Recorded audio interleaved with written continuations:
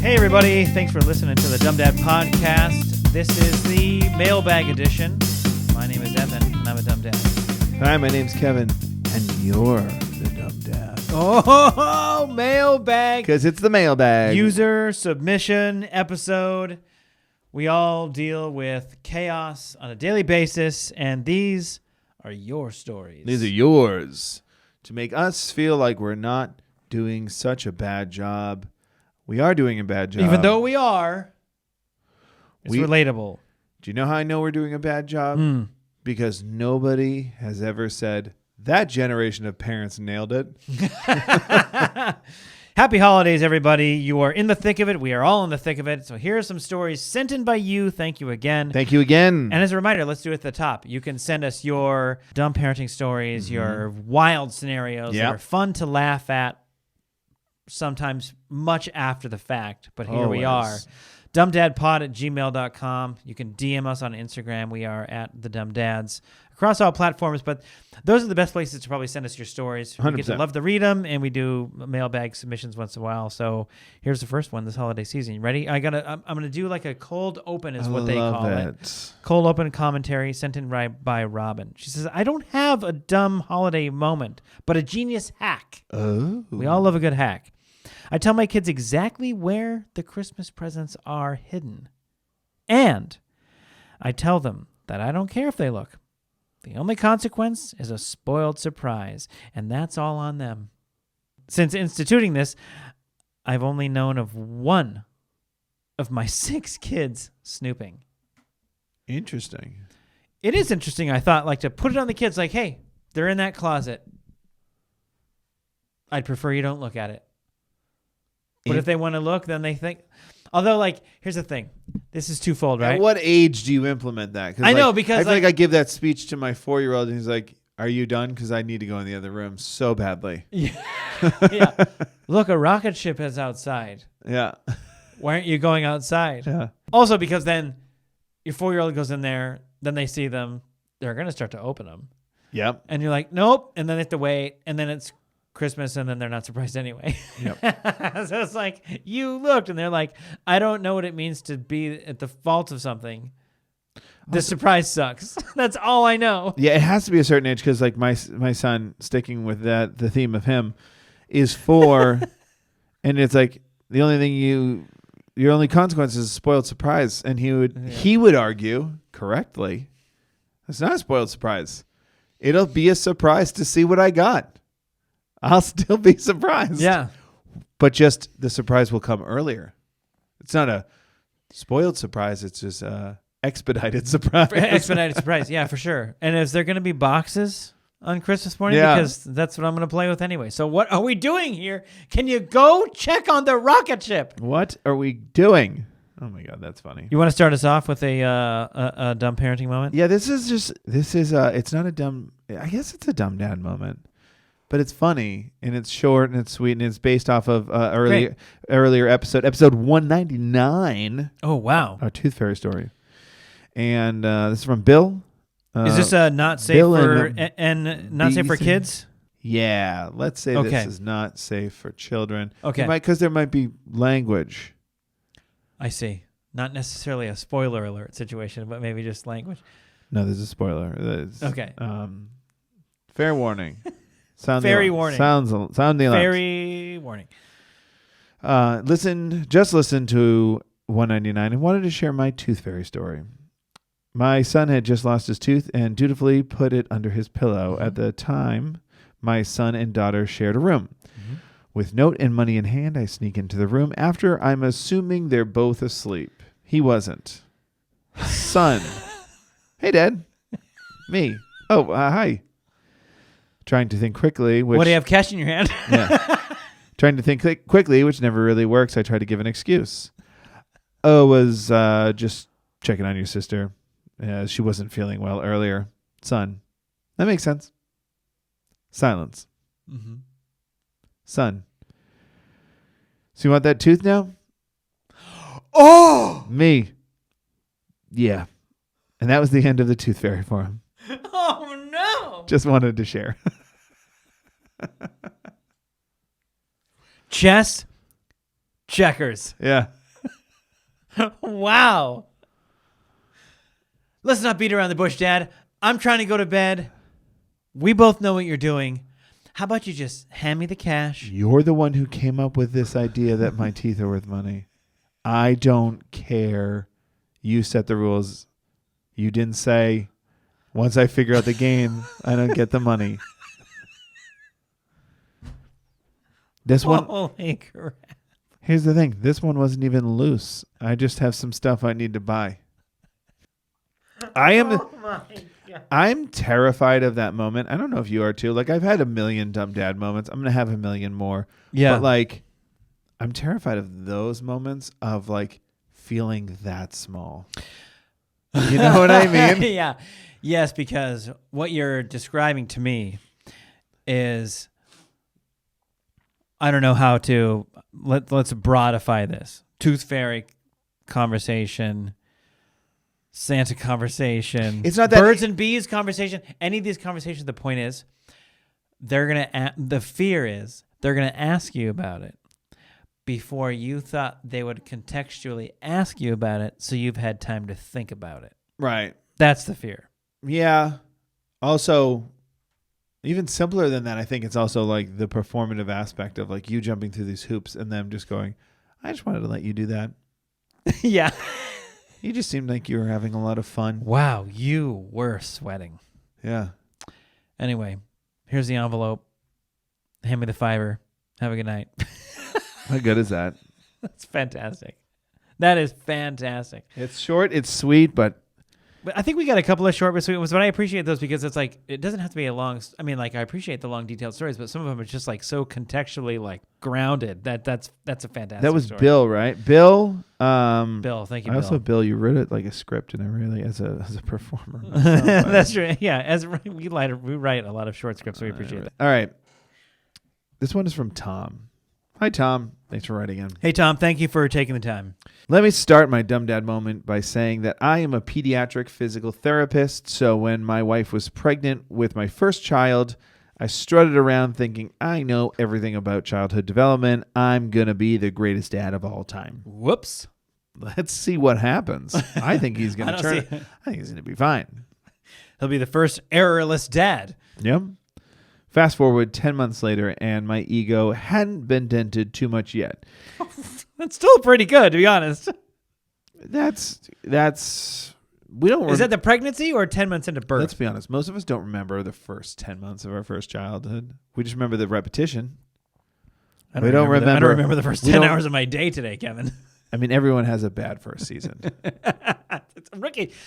It's rare a rookie comes out with great numbers. Okay, that's why they recognize Rookie of the Year, because you're like, oh, really? Yeah, that was wow. Yeah, everybody else was kind of as advertised. That was well done. You didn't find any mystery poop on you? That's impressive. Yeah. I'll tell you who was not in the running for Rookie of the Year. Me. No, never. Yeah, never close.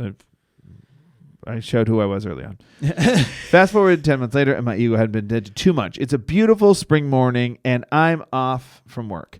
I've got nothing to do but relax and enjoy some time with my young daughter. I'm getting ready to lay her down for her morning nap, so I prepare a bottle. I get formula, which is on the shelf hanging from the back of the basement door, and walk over to the counter to start making a bottle. Now I know the layout. In the background, I hear the little pitter-patter of the feet in the kitchen floor. Now, this barely registers because she's 10 months old and she just started walking about 5 days ago. Mm-hmm. You know, pediatric therapist and all. I'm just thinking, this is going to be great. I'm going to get my daughter down for a nice nap. Time to relax on my own. Mm-hmm. That thought had vanished in a split second when I turned around, and there's my daughter at the edge of the basement steps, looking back at me with a gigantic smile on her face. Immediate panic hits me, but I realize that if I run towards her, she's just going to fall forward. Mm-hmm.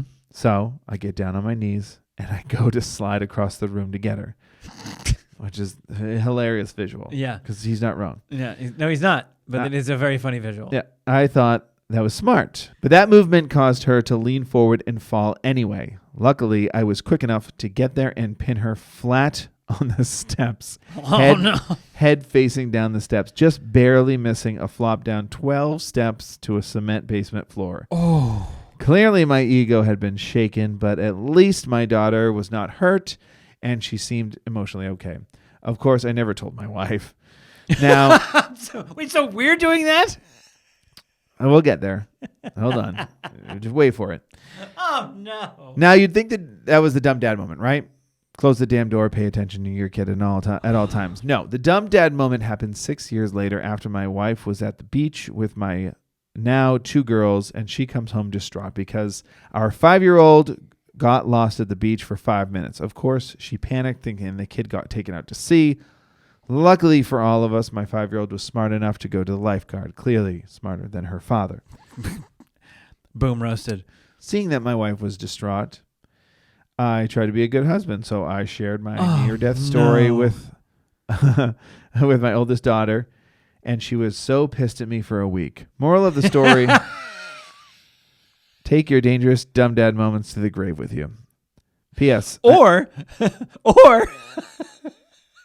send them to dumbdadpod@gmail.com. Yeah, or share them with us, always. Yeah, we can make a public record of it. It's insane.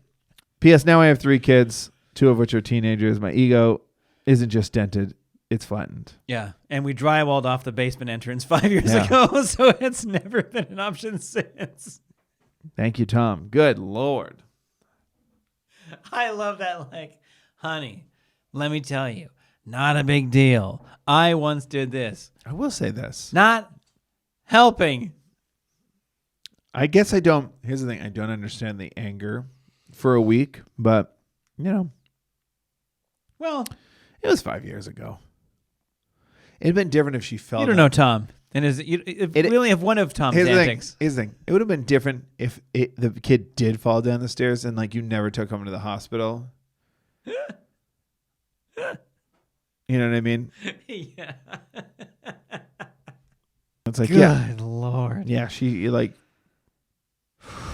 that would have been different, but pinning them against the top couple, that's about the most narrow miss.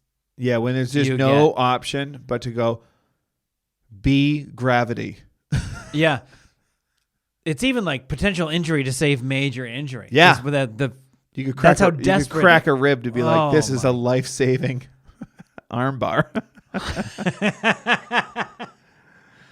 All right, I got another short one here from Chris. All right. Hey, dads, thanks for the pod and the IG content. I really enjoyed the 5th mailbag episode, and it brought this event to mind. Okay. So thank you, Chris, for sending in your story. Thanks, Chris. Thank you again, everybody, for sending the stories. These obviously make us feel competent-ish. Is that the word? Probably not. It's the biggest one I could think of in the moment. It's a big one. We have 3 kids, all 2 years apart. And prior to our 3rd being born, we tried to potty train our middle son. Prior to our 3rd being born? Yeah. Potty train the middle one. Yeah, see, it's kind of, I get it. I get that. You only want one in a diaper at a time. Keep the dominoes falling in the order. There's nothing better than being out of diapers. My parents told me they enjoyed a drink. They like celebrated when I was, because I'm the youngest of 3, when I got out of diapers. They like celebrated that night being like, we're done. Which I remember hearing that story when at least my youngest was still in diapers. Maybe they both were. But I remember hearing that story going, that's cool. That's so cool. And now today I go, when did that happen? Because that's not how it works. Like, it does work, but it's like a fish. That's how they remember it. Washed our hands of it after one day. Here's the thing. I just probably interpreted the story wrong, because to me, it was like, oh, that night I started wearing underwear. But really, it's probably like, oh my God, it's been a week since we put a diaper on him. Let's have a drink. Because that's really how it goes down. Yeah. You don't know when you're done. Right. Until I think tomorrow we can wear socks in this house. Chris writes, it was a tough go. Sure. Sure. My wife is at home with the kids, so she bore the brunt. Well, quite pregnant, I might add. That's a lot. Okay, Chris.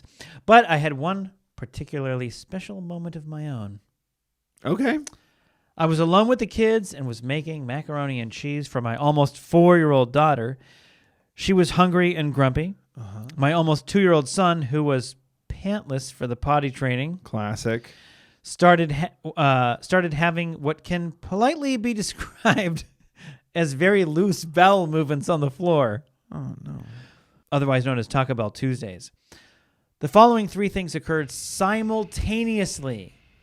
Okay. For those still with us in this story, that means all at once.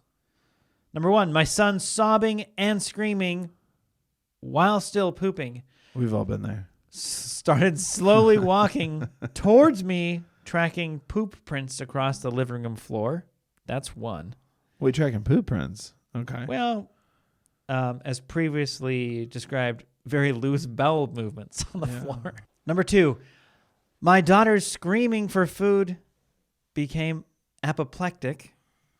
Yeah, I know. So it had been more than 60 seconds when she said I'm hungry versus like, why am I not eating right now? That's how it works. Number 3, the noodles on the stove started boiling over, making a huge sputtering smoky mess. All at once. I honestly don't remember what happened next, but that was a moment I'll never forget. Thanks again, Chris. Chris, that's a great like everyday dumb dad moment or dumb parenting moment, which feels like a lot, but you know what I'm saying? Like, I was telling this to my wife the other day where, we're going to swimming and it's like, hey, go get this, and another one's like, I go to the bathroom. Oh, I peed in this. And then you're like little problems that individually aren't a big deal when like the kids are watching a cartoon and the noodles boil over. Oh man, I wasn't paying attention. Okay, fix it, clean it, right. Start it over. The kids are still whatever, and then you remake the dinner. Yeah. Ultimately, like whatever. Shucks. But like, then you like stir in some poop prints into this recipe, and then like the daughter's I don't like the why phrasing. Don't I have something to eat 5 days ago, Dad? And it just starts to be like it boils over, like the noodles. It's very poetic in that sense. The thing was, what was it, Chris? Chris, yeah. The thing Chris leaves out, and it's fine. It's fine. You don't have to put this in. Is that either he or his wife definitely snapped at their 4-year-old. You know what I mean? Like you have a kid, just 2 things are boiling over. The noodles and your the emotions. Noodles and the kid's butt. And 3 things. 3 things. And then you have the audacity to still be like, because they're 4, they don't know better. I recognize that. But the audacity to be like, am I going to get served at some point? Yeah. We've all been there where we're just like, hey, can you stop it? Yeah. We had the same thing. Like we're going to we take our kids to swimming and I don't even know how to tell. The only other thing to say is like, we've had a couple weeks. Wife and I are stressed out about some stuff. Oh, of course. No big deal, but we're just stressed out about some stuff. Yeah. It's like a 6-minute drive to the YMCA to go to swim class. And both of our children hop in the back like we asked them to. They've been kind of maniacs throughout the afternoon, mostly because they got a lot of energy. They're not doing anything other than just expensing a lot of energy and then in the house, which is fine, but it comes to a point where it's like that's enough of it. And it's like back and forth. Yes, I do. No, you don't. Yes, I do. No, you don't. Wow, look at that sign. There's a character, blah, screaming in the back of the car. And you're just like the whole time as a parent who's already has like a certain amount of real life adulting stress on your shoulders. It just like needs a trigger. Yeah. And sometimes it's your kids, and like that's why gentle parenting is a thing, and you need to learn to apologize to your children because once in a while they are the ones that blow the first domino when you weren't ready for it. Because you're still setting the rest of them up to try to figure out how it's all going to go, and they all start toppling, and then you yell at them for doing it, and then you immediately are like, oh, I don't feel great about that because they don't know all these things that we're dealing with or thinking about. But it doesn't also mean that you're not stressed out or frustrated because like it's just wild, right? I don't think it's talked about enough too. Of my wife will correct me when I, I don't want to say yell at the kids, but snap at them. Snap at them, or I'll pull my son aside and have a conversation with him, and she'll go, The thing is, like, the reason you were having a conversation with him is because they were bickering, but when they were bickering, you talked over him a lot. You're like, oh, man, I still get a lot of stuff wrong all the time. Right. But my point is, I've done it to my wife as well, where I'm like, hey, that's probably. And it's funny because your first reaction is to look at your spouse and be like, you're supposed to have my back and I hate you right now. Yeah. I was giving the children a teachable moment and it turned into me having one. Man. I will apologize, but I'm going to wait 20 seconds just to be petty. Sorry, I think my teeth are cracking. Hold on. I don't feel like doing this immediately. Oh, that's the truth. And that's why parenting is a wild ride. It's emotions, it's everything, and you're figuring yourself out as a person while learning how to deal with like exponential stress. And so here we are. Welcome to the Dumb Dad Podcast. Thanks for listening. You can send your submissions of doing stupid things to dumbdadpod@gmail.com or send us a direct message on Instagram at the Dumb Dads. Do it. I'm going to read another one. I'm going to read one from Megan right now. It's a fun one. Let's put a bow on it with Megan. Here we go. Megan, thanks for writing in. It says, hey guys, obsessed with your podcast. It keeps me literally LOLing to the point where my husband, kids, coworkers are likely over it. Wow. They probably listen and like the podcast too. They just need to subscribe, follow along, whatever you need to do to get involved. I'm still catching up through 2022. Dear Lord, please tell me Kevin got reelected to the PTA this year. Oh, wow. Because I can't get enough of those stories. Do I have some for you? Met the librarian today. Listen to future podcasts to hear the update on that one. How long have you been PTA president? You met the librarian. We got a new librarian. Okay. Yeah, the way you said that is like... I'm just taking my time. Making my rounds. All right. I just finished kindergarten in year 3. Keep the laughs coming, guys. Your stories are relatable and make me laugh all day. Thank you so much. Thank you. Now here's the dumb mom moment from Megan. Mom of 2 toddlers here with a dumb parent moment. I have a 3-year-old boy and almost 2-year-old girl. At the time, we were 2 days away from my son starting soccer and in need of some cleats. Mm-hmm. I chose a night where I was solo with the kids to go get said cleats. Red flag number 1. Whoopsies. Thinking, also, number 2. It was a couple days away. Like, no, that's every day. But that's parenting, That's true. Life gets in the way. Yeah, life gets in the way. Thinking, no big deal. It's one thing to buy, and we'll get out of the house. What? I did my prep work and pre-ordered the rest of the soccer gear for pickup at the store. Great move. Great move. Yeah. Load the kids up, grab the stroller from my daughter, so I only have one kid to chase after. Also great move. We go into the store, and wouldn't you know it, the cleats are on the second level. I see an escalator and no other option nearby. Red flag number 2. So I frustratingly park the stroller, grab my kids, who, mind you, are scared of walking onto the escalator. Talked about this on a previous podcast. Yep. And it happens. And hoist them up, praying I don't lose my balance going up. Get to the second level. It's like a needle in a haystack, finding toddler-sized cleats. Mm-hmm. But once I do, we're off to the races. I start trying them on with my son. Daughter is running around, so now he is uninterested and wants to go play too. Yeah, putting toddler-sized shoes on a toddler. It's like they can't even stand right. You can't feel their toe. It's a nightmare. One of the workers is trying to explain bundles and deals, and I can't hear a thing. I love any coworker who's like, my manager is nearby, and I have to give you this spiel. I am so aware you couldn't care less about this. I can see that you're like, I walked up to you and I said, I just need a pair of cleats. Yeah. And you're talking to me and you're worried about your parts per transaction race you have highlighted in the break room. And you're behind Dale. And he just doesn't want to get fired. It just doesn't want to write up because they write up for everything now. Poor guy. God. He's the one struggling in the story, I think. I'm starting to lose control, chase after one and lose the other. Yep. The last time my son runs off, he is super stealth, and I go into panic mode, yelling my son's name, don't even care who's staring at me. I finally find him after 60 heart-dropping seconds, and he pooped his pants, hence the silence. Grab him, my daughter, grab the cleats, which I pray will fit, and carry them down the escalator. Get to the restroom, change my son. Luckily, I had a spare diaper.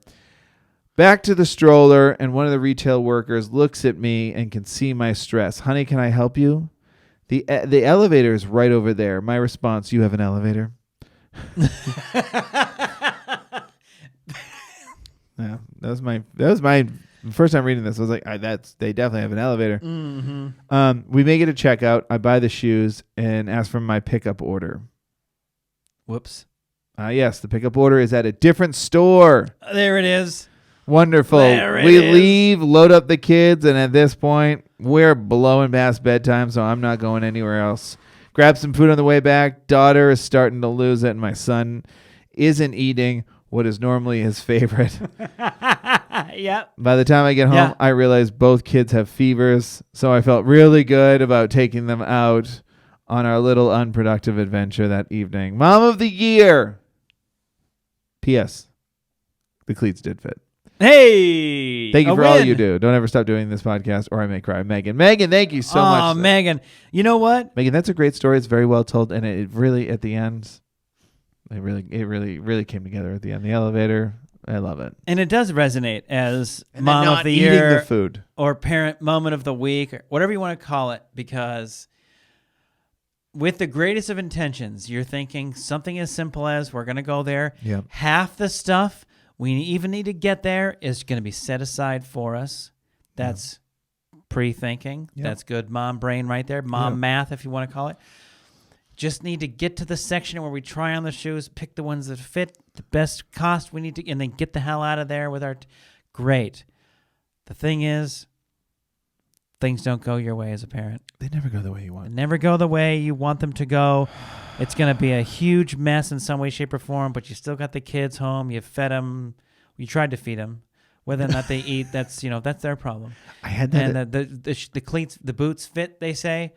And so, whatever. You live to fight another day. And so I appreciate the story because so many things like simple outings are just like that. Just like that. To the store. Need to grab 2 things.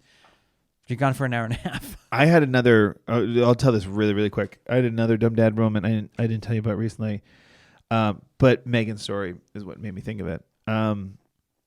Took a kids to McDonald's the other day, and every time we've gone to McDonald's, Innocent enough, yeah, every time we've gone to McDonald's recently, they're on the hamburger train. It's great. Hamburger, no pickles, no onions, please. What are we doing? Both of them? Both of them, yeah. Okay. I started doing I started just doing no pickles. I was like, they don't even know it's just onions on there. It's I know. Do it's they a even know small there's thing. mustard on there? There's mustard on there. No, they don't notice that. They eat all that. So it's great. It's hilarious. If you told them, that'd be the end of it. They wouldn't eat it. It'd be the end of it. So Yeah. the other day we went there. My wife and I we stick to our roots. We like getting chicken nuggets for ourselves. Mhm. So we both got chicken nugget meals. Got the kids hamburger Happy Meals. We get home. Kids open it. I mean, we'd been eating for I guess I hadn't started eating yet. My son just starts crying his eyes out. And I was like, what's wrong, buddy? He's like, I didn't want a hamburger. And I was like, easy fix. I was like, give me your hamburger. Yep. I give you 5 of my 10 nuggets. We're good. And then 2 seconds later, my daughter's now on the verge of crying. What's wrong? I don't want a hamburger either. I was like, I'd love to eat 2 hamburgers. This is great. When you go to McDonald's, do you not turn around and go, what do you guys want? That's my dumb dad moment. Yeah, because I've asked they've wanted every time, yeah, but and so they you are know what they always saying hamburger. That I just went, you don't have to ask. It's going to be hamburger. Sure. You stupid idiot. And then I But didn't you got 2 ask. hamburgers out of it. I did get 2 hamburgers out of it. It wasn't a bad gig. I think we actually worked it out. My wife took a hamburger. I took a hamburger, and we both had 5 nuggets. There you go. Sharing is caring, folks. Don't ever forget that. Guys, thanks for tuning in. Thanks for sending us your stories. So much for the submissions. We love them. Keep them going. I hope you're having a great holiday break, however you celebrate it. I hope you're enjoying it. Have a safe and happy holiday. And look forward to the next podcast, and we'll talk soon. Yeah, look forward to the next year. Okay. Bye. Bye.